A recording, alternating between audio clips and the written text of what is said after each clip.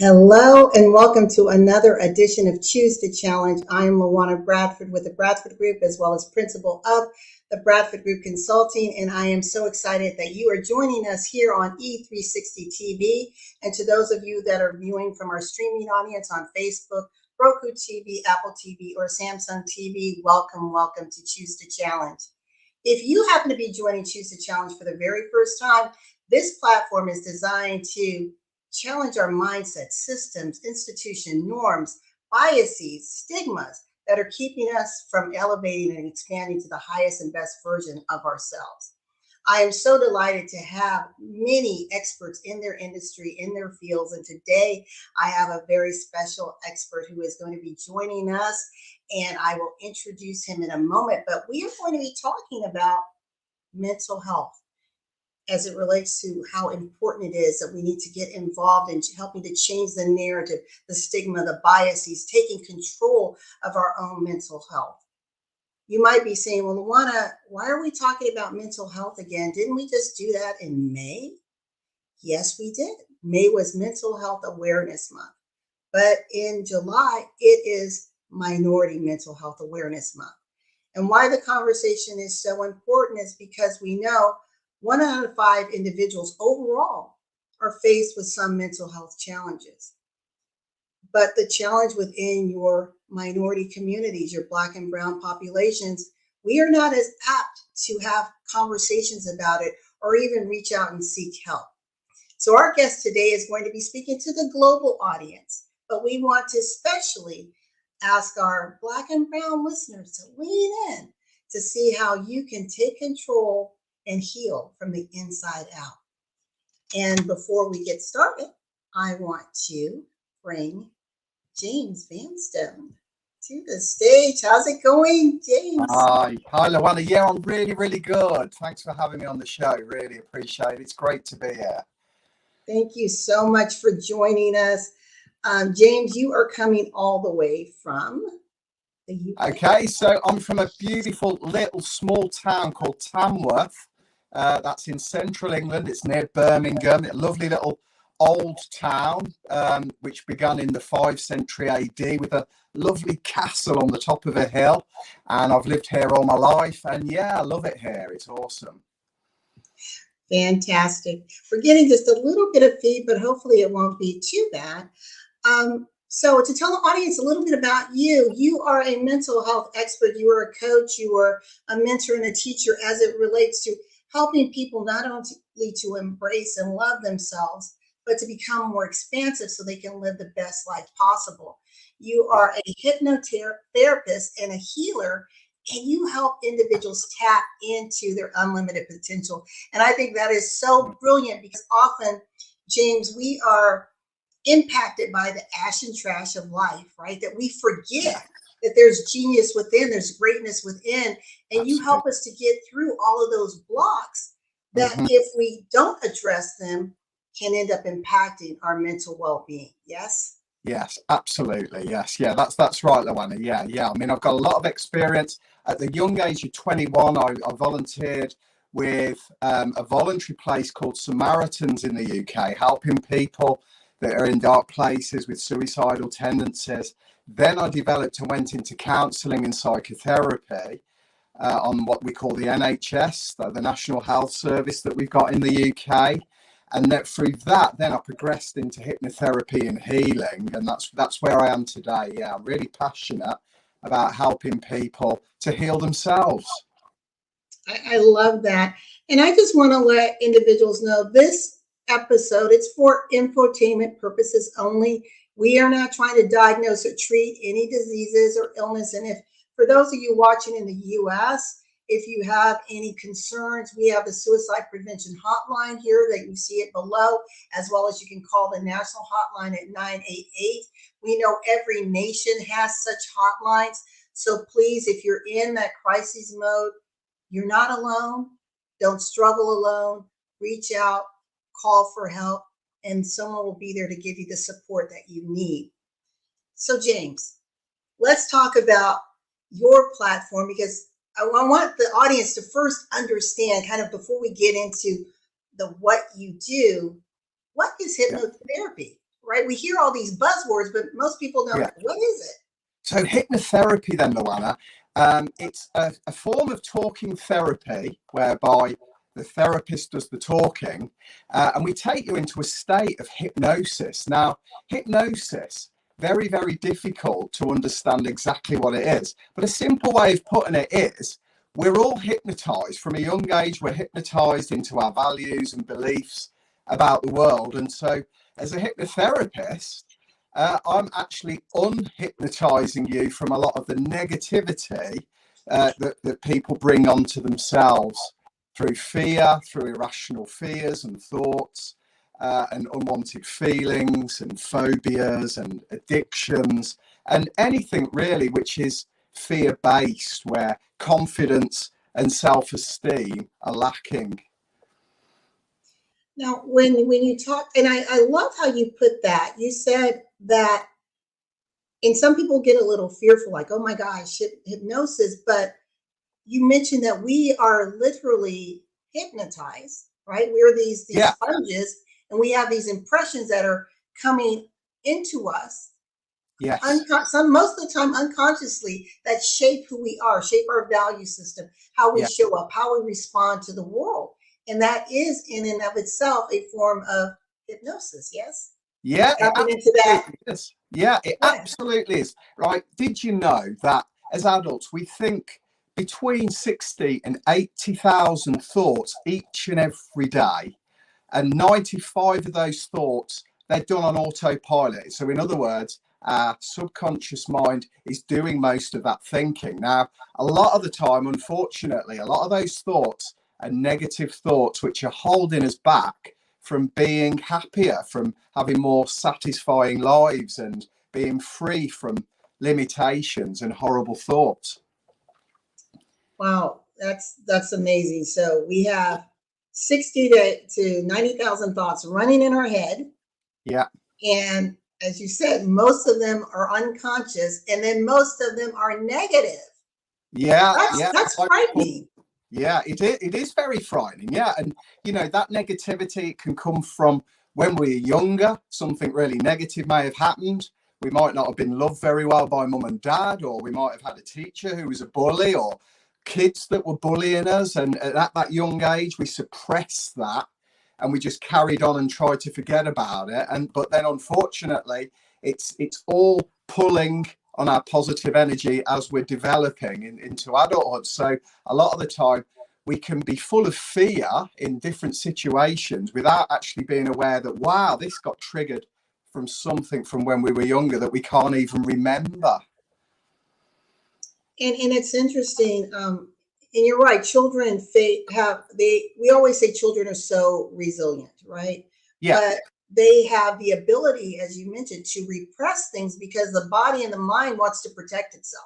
So it insulates itself in this very unique way. Yet as we grow to adulthood, then we're having all these issues and we're wondering, where is it stemming from? But there's something that's been buried so deep. Yeah. Right. Yeah, really, really, really deep. And it's holding us back. And then, you know, we lack in confidence and self-esteem then, like socially. And then obviously other people then, as we come into adulthood, other people can dislike us and we don't get on with everybody else. And then that's just one big reminder on our subconscious pattern from when we were younger to be full of fear and to hold ourselves back and to go into panic mode and survival mode, which is our natural instinctive mode, where we live in a sense of fear all the time. Let's talk about that for a moment. I'd like you to unpackage the fear component, because especially I think individuals who are those type A high achievers, you know, they're running in a place of high anxiety and stress, but yet they justify it. I mean, I was there. Yes, I've justified why I thrive in excellence. I thrive in chaos, but that's not necessarily a healthy state to be in. So no, I've realized there was something underlying triggering that need to be so excessive in that. And so let's go back to the fear conversation. How do you help your clients Mhm. dig deep and find out if it is rooted in fear.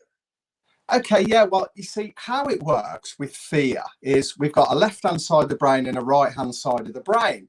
As some of the listeners and viewers may be well aware, the left-hand side of the brain, that's the part of the brain that we go into logic and trying to work things out, matter of fact. That's the kind of knowledge that the school system wants us to get involved with so that we can work things out factually.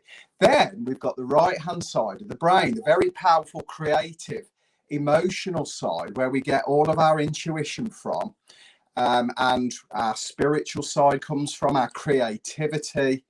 And so what happens is, a lot of the time when we're in fear mode, we try and rationalize, we try and come up with the facts, but our emotional brain overrides all of the rational side, and then we're left with all these fear-based problems that we've got no idea why we do it. So, you know, we want to lose weight and we end up reaching for that chocolate, and we don't know why we keep doing it, because we know we want to lose weight, but then our emotional side comes in, and before we know it, we're feeding ourselves with that chocolate again, which is our emotional side. You could be in a car, say, at traffic lights, and the traffic lights have gone to green and you're just somewhere else and you don't notice it. And from behind, someone pips that horn, beep, and straight away, you feel like you could destroy that person. You've gone into panic mode, survival mode, and you're all of a sudden ready to fight just because somebody behind is having a go at you by bibbing that horn. And again, we've got no rational reason to want to get physical with that person, but our emotional side, our survival instinctive side, has overridden our rational side. So I guess what I'm trying to get towards is all of our fears and all of that, it's very rarely rational. And the reason why it's irrational is because it's our emotional side, our right-hand side of the brain. And that is where hypnotherapy comes in, because what we're doing, we're taking you into calm, relaxed states. We've got different brain wave states. We've got the alpha state and the theta state, where we're slowing the brain waves down and we're getting into a really calm, relaxed state. And then we're getting you to close the eyes, and then we're just using positive suggestions and getting you to go into nice, tranquil, scenic places while we give you positive, loving suggestions to overcome that negativity that's already holding you back. I hope that explains it in a nutshell. No, it does. So, as you mentioned to our audience, we have the left side, which is the logic, the rational side. The right side is the creative, our intuition. You know, I like to call that's like the God zone there. Yes, the God zone, yeah. But then we have that third part, that reptilian brain, that fight or flight, right? Yeah. That jumps in. How do we create from a mental health a harmonious brain, if that makes sense? You know, where it's, and I understand the fight and flight. You know, our body, we're equipped to want to survive or to flee harm. Yes. But when that harm is being triggered by those repressed thoughts, can you walk through, how do you even know the thoughts are there? Because if I don't know what I don't know, how do I come to you and even explain the experience that I don't know is there that needs to be changed? Are you following me? Yeah, no, that's a good question, LaWanna. And in answer to your question, from a hypnotherapist point of view, that you don't have to actually know what it is, because how we view it is when people come to us, the problem is never the problem. So, for example, if somebody's coming with addiction issues, drugs, alcohol, that isn't the actual problem. That's not what we're trying to get at. We're trying to get to the place of where the fear is, where the anxiety is, where the unhappiness is. Because, you know, with addiction, I've had addiction issues myself when I was younger, so I know exactly how it works. It's not the problem itself. There's always a deeper issue, and it always relates to fear and a lack of love. And it's actually instilling that love from the inside outwards that helps to overcome those problems. So again, other issues that people bring. I mean, trauma, we already touched on that. A lot of the time, people can't even remember. They black out. They block out traumas that they had from when they were younger. So again, when they come for hypnotherapy, we're getting into this wonderful, calm, relaxed state where you're being given the space to go inward and resolve these issues at a deep subconscious level. So I hope that answers it. So yeah, you don't have to actually know what it is you're coming for. You just, as long as you're willing to come along, acknowledge that you're not feeling very good, there's something missing, there's some part of you that wants to start feeling better, then that is enough. Is there, I guess from your standpoint, when you were helping someone to dig deep and to expose that fear? Yes. And I know that you're doing so responsibly, but I know this is for our audience. It's probably curious. Like if I've repressed something, and I'm just going to pick this, sexual molestation. If that's something that's been repressed, yes, and then it's surfaced, right? And now this person's in shock because now they're remembering. There's now this floodgate of remembrance of everything they went through. Yes. What's next? I mean, how do you handle that safely? Because if a person is already in a fragile state, yes, that can send them over the edge. Yes, it can, LaWanna. Yes, yeah, and this is where it's good to be a skilled therapist. My view is that with hypnotherapy, we're calming you down anyway, and we're getting you into so if you're in a state of I can't, then we'll bring you into that calm space. And we'll allow you to acknowledge that, in a safe environment. But obviously, we're a skilled therapist as well. So, I mean, it would be about timing. It would be about doing a bit of an assessment first to find out whether this person is in the right place for this kind of therapy, or is it perhaps that they would need to be referred to somebody else, But my belief is I've never, and I have seen a lot of people with trauma from abuse. It's quite a common one. I've got a few clients currently, and generally I find that hypnotherapy it's a good source of help of getting them to calm right down.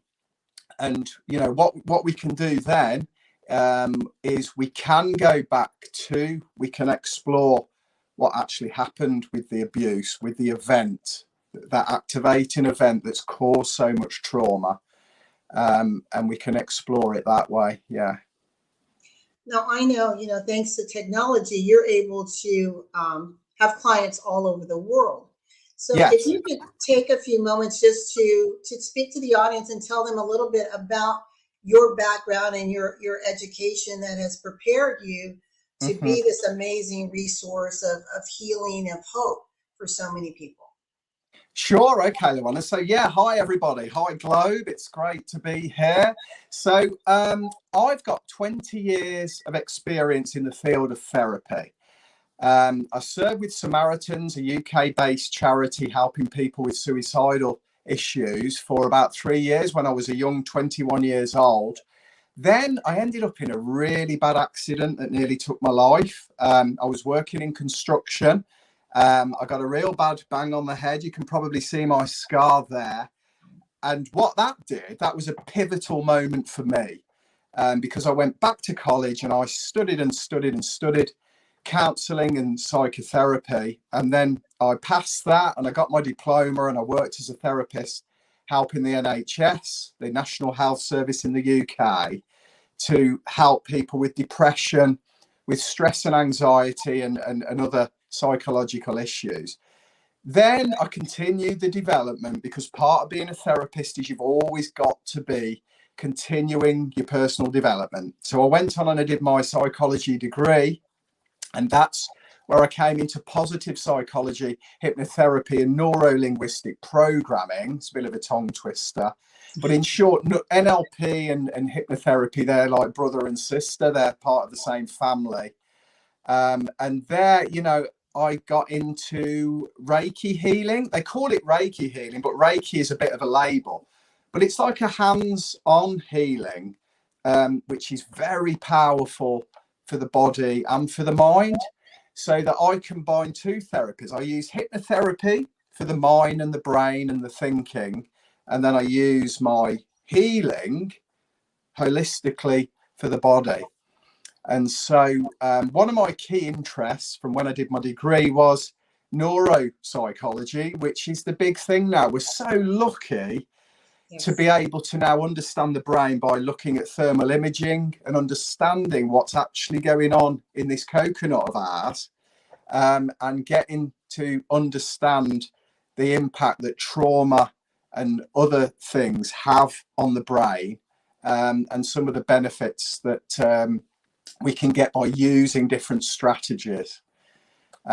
So one example that I love using when I do my mental wellness training with people is using gratitude. There's been a lot of research done on gratitude over the last few years, how easy it is to go into a gratitude state using appreciation and meditating. And when I say meditating, that can sound daunting to a lot of people. But in fact, we're talking 5 to 7 minutes every morning or evening, whatever time you jump out of bed, before you do anything else, before you look at TikTok or Facebook or anything like that. Don't bother with the phone. Just go and sit down in quiet contemplation of meditation and gratitude for about 7 minutes. And the results, and neuroscience has shown us this, is phenomenal. So yes, there we go.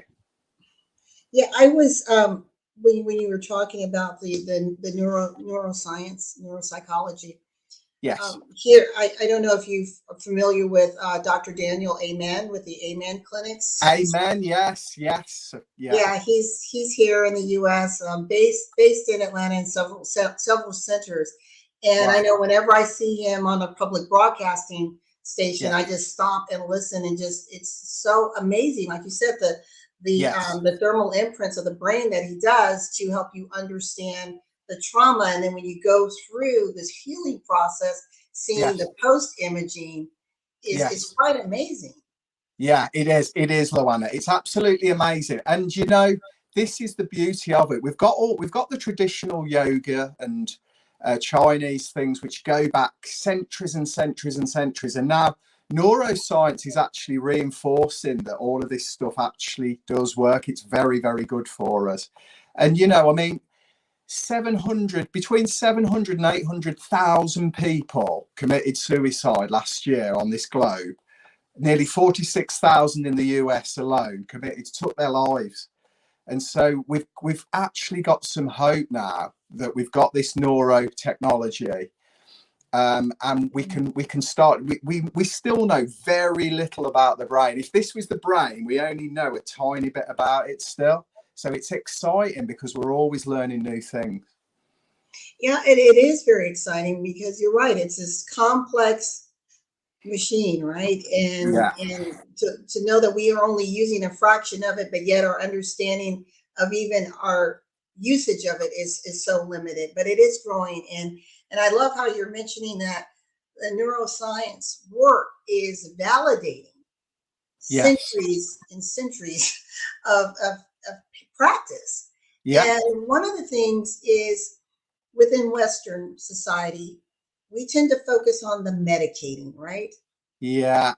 And I'd never want to rubbish medical science, but from my own experience and from what I see in a lot of my clients, I've seen no end of clients that have stopped taking antidepressants, and they've been into therapy and they've turned it around. They've begun an exercise routine. They've got into yoga.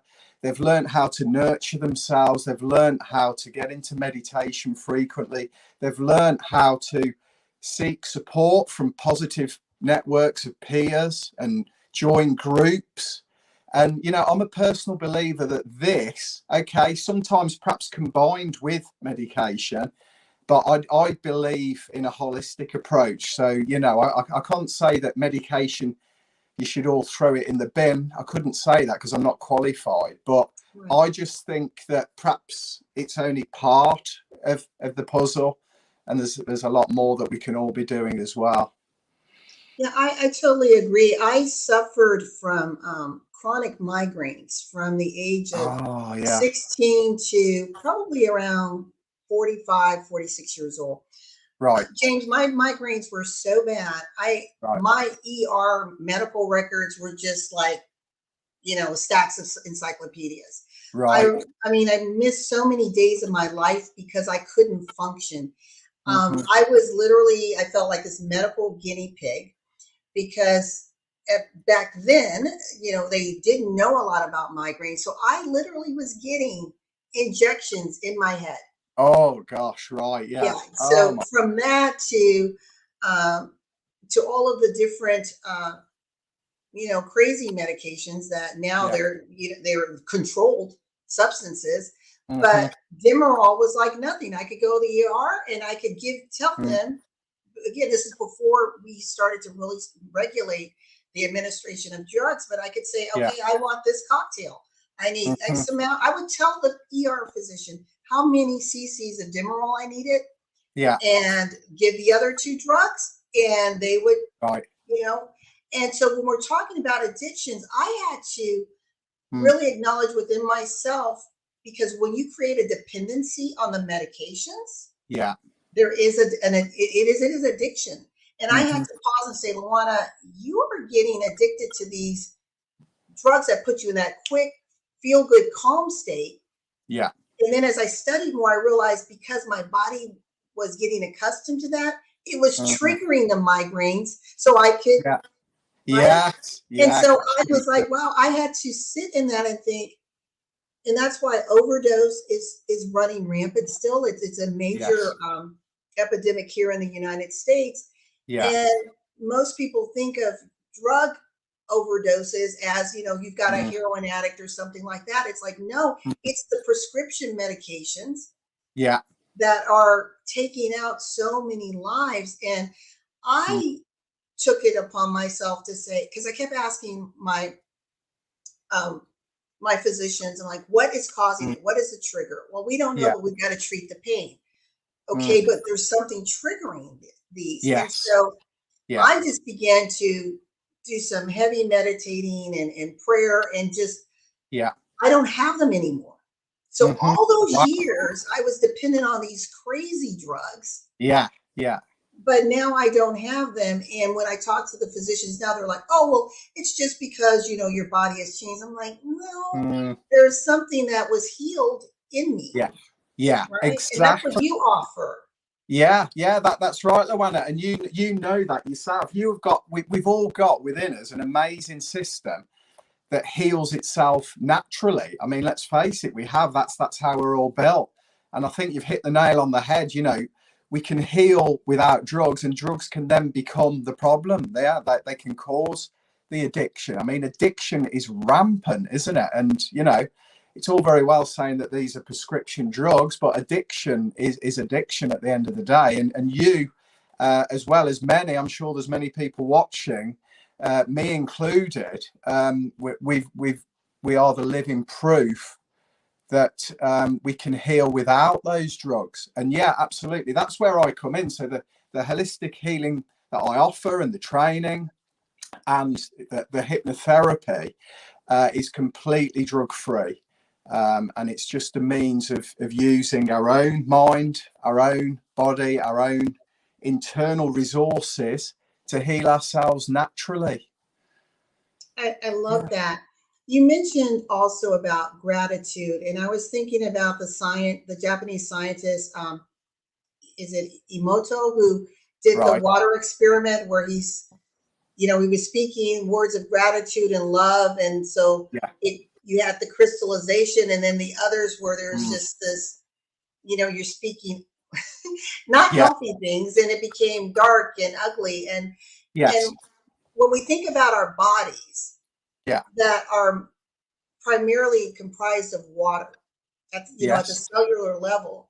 Yeah. I'd like you to Absolutely. just speak to that, how we have to be careful and guarded, not only what we're speaking outward, but what we're saying to ourselves inwardly, Yeah. right? Yeah, that's absolutely right. Because what we're speaking outward, yeah, is it's happening on the inside first of all. And as human beings, we have a terrible tendency to talk to ourselves like really negatively and to get into dramas, unnecessary dramas. And the reason the dramas happen is because we become so in tune with these scripts, these negative scripts, and we carry them through life. A lot of people, they go from the cradle to the grave, um, being in all of this negativity. And yeah, as you've said, with gratitude, there's been loads of studies done. For example, if you can keep a gratitude journal and just start writing down some of the things that you're really grateful for, and then focusing on what all of that means, it can immediately shift you into a wonderful positive state. Yes. The three aspects of gratitude is, first, just pick one thing that you can be really grateful for. It could be a person alive or dead, or it could be anything. It could be a hobby that you've got that makes you feel good. It could be your home. It could be a car. It could be anything really. And then really start to hone in and focus on all of the things that particular thing is doing, which is making you feel completely grateful. And then it's about the appreciation aspect, when you can come into a meditation state and really start focusing on bringing in a little bit of a smile and feeling those feelings of gratitude as they come into the body. That then is when you're creating a really powerful frequency, to the universe, to God, saying, you know, wow, you know, I'm in this grateful state, and I'm going to attract more and more of this. And that is the wonderful thing. Now, if we turn it on its head, the opposite of appreciation and gratitude, what would that probably be? Well, it would probably be dread, fear, worry. And let's face it, lots of us, we wake up in the morning and the first thoughts that come into our head are dreads about the day, people we've got to speak to, things we've got to do. Oh no. And as we're knowing about it, again, we're beating the drum of all this negativity. Oh no, I do not want this. I don't want this. I can't believe I've got to do this. And we're creating that frequency, and then we're bringing more of that to ourselves as well. So gratitude, yes, LaWanna, yeah, very, very easy. It's one of the most easy things, no matter where we are on our journey, no matter what things we've got going on externally. Gratitude is a very simple form of meditation with great immediate results. I love these 3 steps. So, as you said, to pick one thing that you're grateful or thankful for, focus Yeah, on what it's doing for you. But I love this third yeah, step is when we pause and yeah, allow the feeling to yes, envelop the yeah, acknowledgement.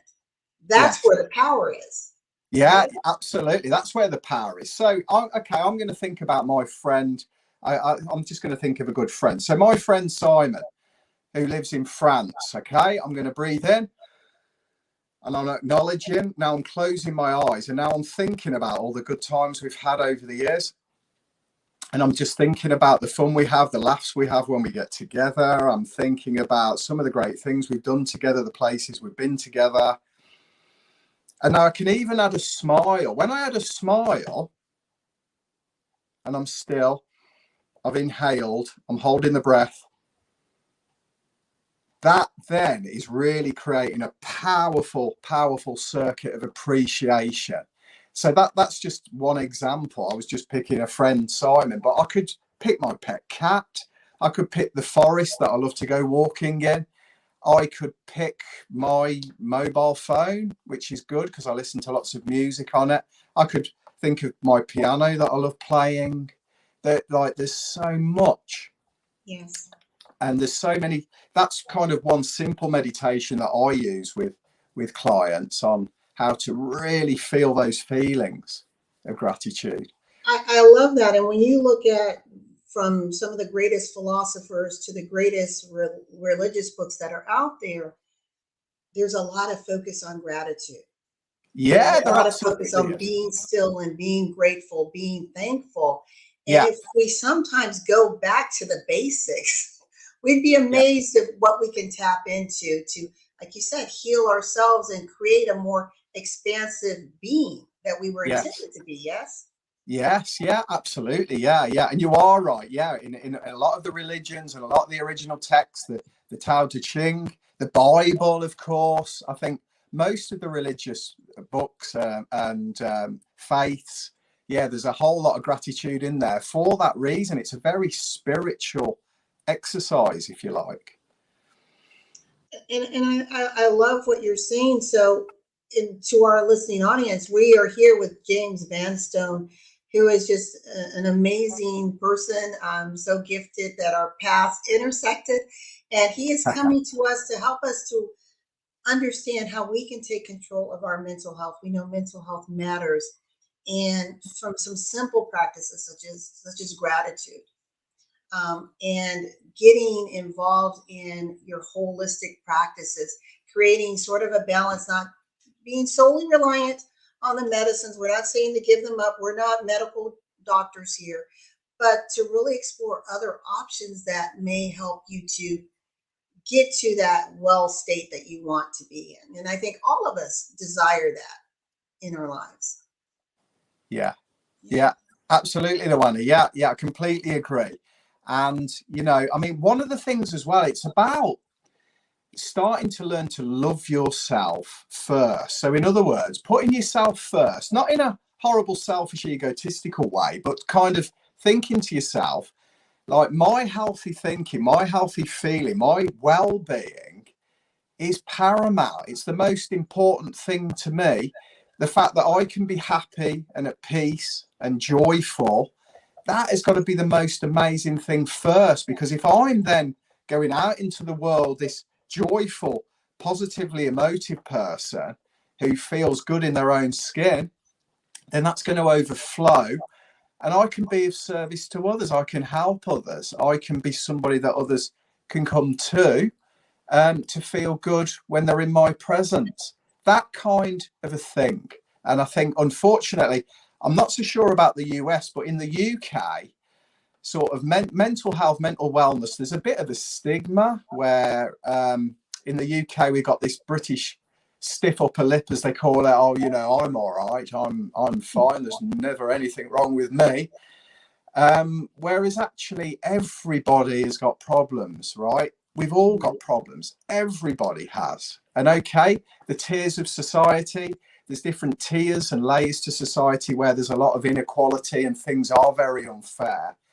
But generally, if we can start to come from a place of my well-being is the most important thing to me, my peace of mind, my feeling good, my happiness.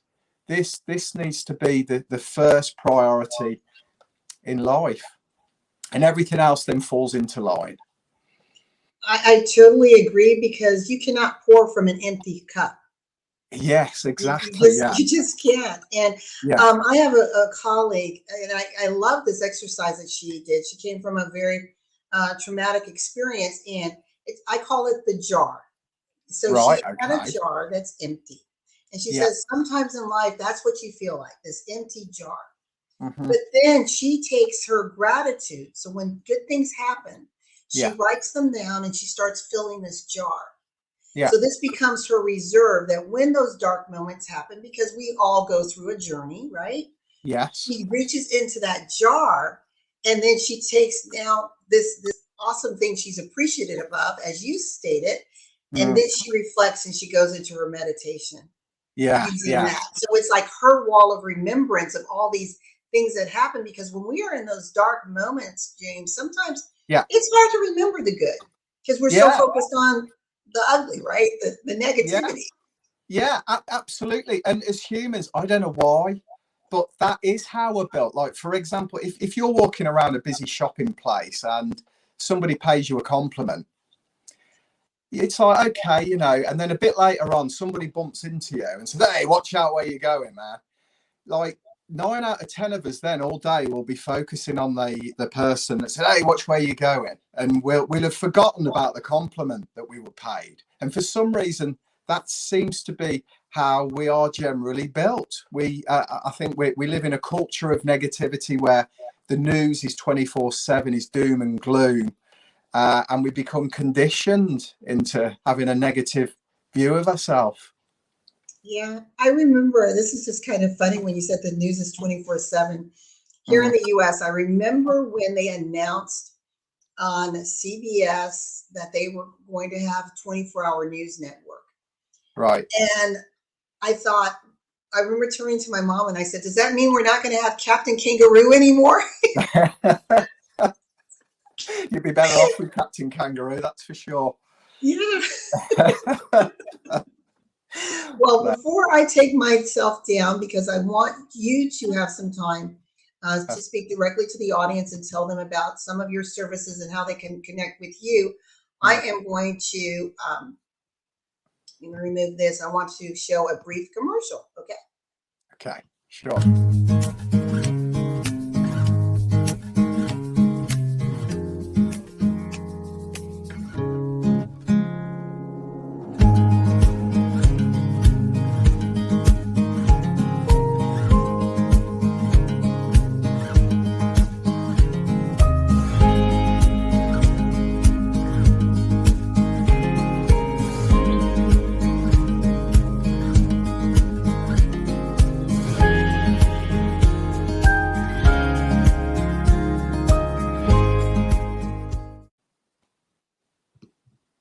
Okay, well, John, I want to take myself down to our viewing audience. This is the amazing, I'm sorry, saying John, James Vanstone.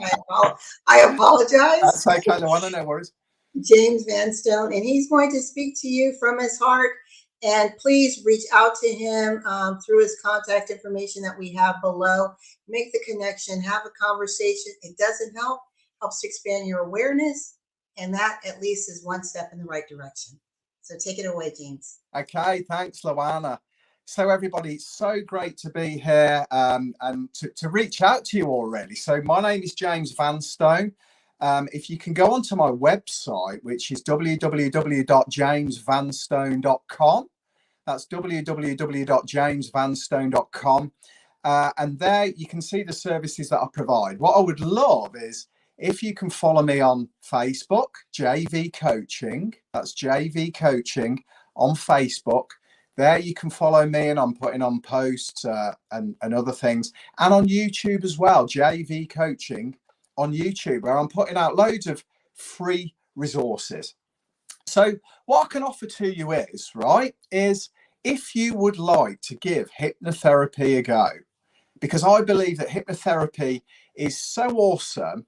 It's got so many healing benefits for you. It can show you how to lead a more satisfying life. Then please contact me. You can come in through my website, which is www.jamesvanstone.com. And you can email me. You can leave me a note on there. I'm offering a free 20-minute hypnosis session with you online on Zoom. It's only sort of 20 to 25 minutes. I'm offering that absolutely free. All I will ask in return from you is a rating. Yeah, if you can rate me and say how the experience was, that would be a massive help.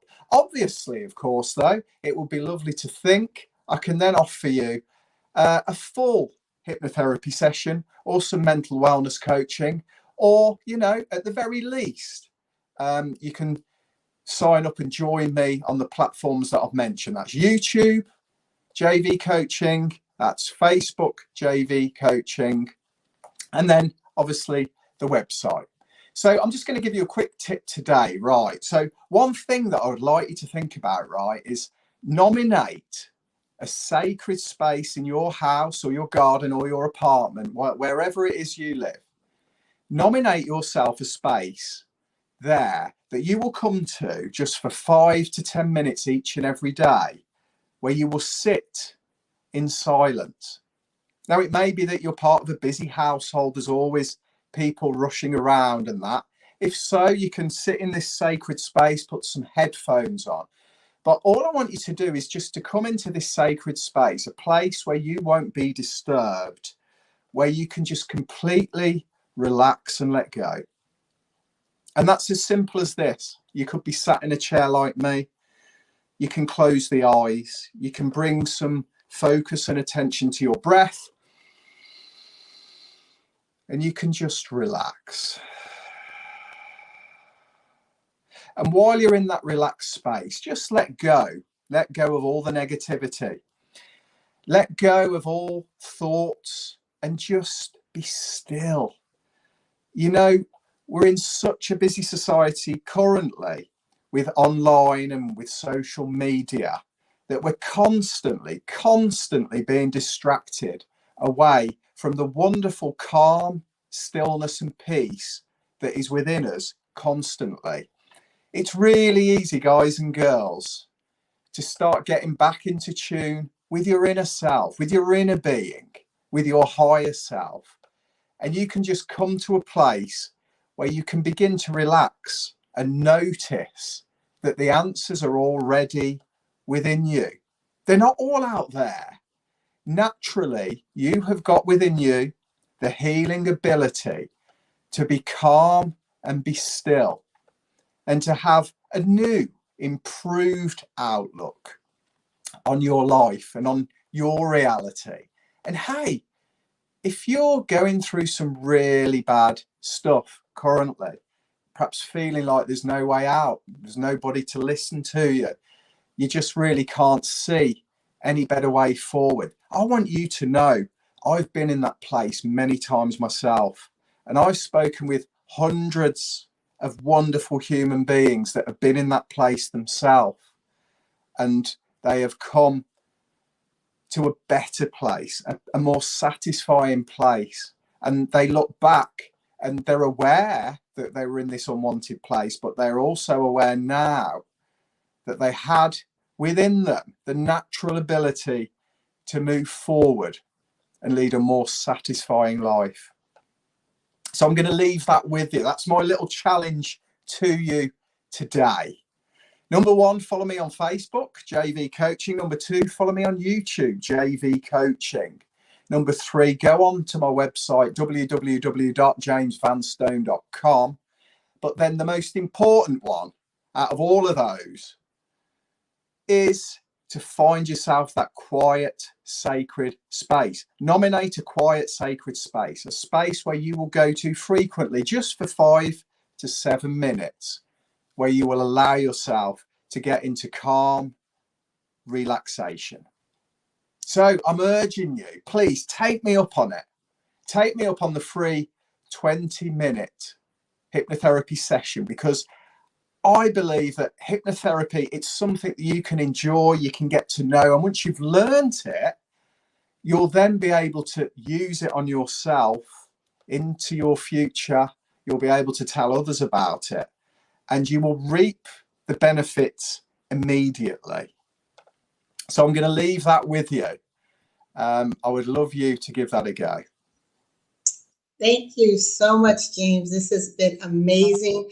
I put your gratitude, the 3 points with gratitude down here for our listening audience, just to remind themselves to pick one thing to be thankful for, focus on what it's doing for you, and then get into that meditative state where the feelings are now in alignment with that thing that you are most grateful for. Yes, And yes. as you said, find that sacred space that's just for you, right? Yeah, absolutely. If you can't find one in the home where you live, maybe you can go to a park where there's a corner of a park, even with a bench, or somewhere you can go that's nice and quiet, that you can make your own. And that's your place, a place where you will only focus on being calm and at peace. I love that. In my garden in the back, I have a place, and it's this beautiful little bench, and it's called Meditation. That's the name of that section of my garden. So it's meditation and prayer. Oh, I love that. That is brilliant. That's got something I can see a book coming out there, LaWanna, surely. That sounds brilliant. Yes, yes. Well, James, this has been amazing. I want to put your contact information here for individuals. Please contact James Vanstone at JV Coaching on all things social media. His website, jamesvanstone.com. And also you can connect with him for the free hypnotherapy session, which I know I'm going to sign up for because I'd love to have that experience and just to be more expansive and to heal anything that might be buried in there. I know there's something in there. Yes, yeah. In that session, it's about letting go. So I'm allowing people to get rid of the negative stuff. So yeah, if you just come onto Facebook there, and there from that, then you'll be able to instant message me and we'll get it set up. I love it, love it, love it. Well, James, this has been amazing. Thank you so much for being a part of this. To our listening audience, we want to say thank you for again joining us for another edition of Choose to Challenge. We will be back next week at the same time for another special guest. And I cannot emphasize enough, please follow James Vanstone and just tap into what he has to offer. We all need our own toolboxes, just like we have things for our physical well-being. We also need to take control and build those tools, those resources for our mental well-being. And as I always say in life and in business, remember that when your vision intersects with opportunity, success is inevitable. I'm LaWanna Bradford here with James Vanstone, and I will see you next week. Goodbye, everyone. Bye-bye.